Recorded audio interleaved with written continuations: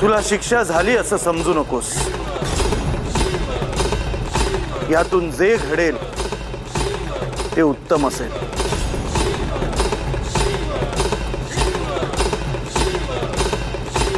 मला आणखीन 7 वर्ष काढायची आहेत। त्यात अवघड आसन शोधून त्यात 7 वर्ष तसंच थांबायचं आहे।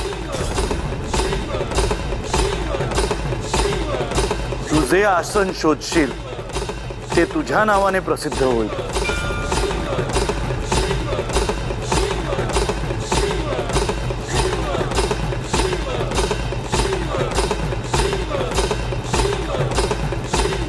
शुभम भवतु।